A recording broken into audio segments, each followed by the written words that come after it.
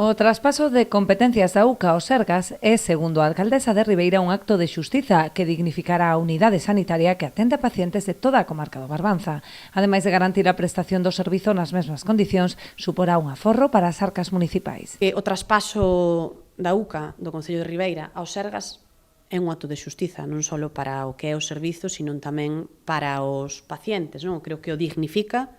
Estamos a falar dun servicio médico e, polo tanto, creemos que efectivamente debe estar baixo paraguas do Sergas. A partir de aí, dende logo, para as arcas municipales, suporá un aforro que haberá que valorar ou estimar chegado o momento, vendo pois o persoal que se poida quedar no Concello ou non, pero de todos modos, claro que supoñerá un aforro.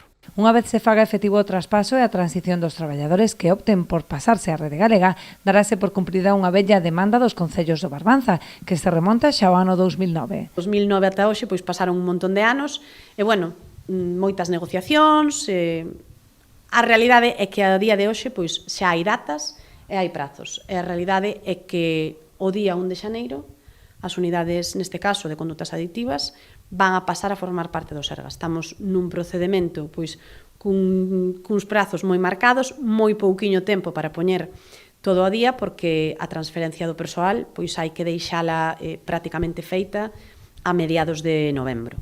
Nas próximas semanas seguirán a sucederse os encontros de traballo coa finalidade de que culmine de maneira progresiva o cambio de xestión, sen interferir na atención ás persoas usuarias e no desenvolvemento das tarefas do persoal.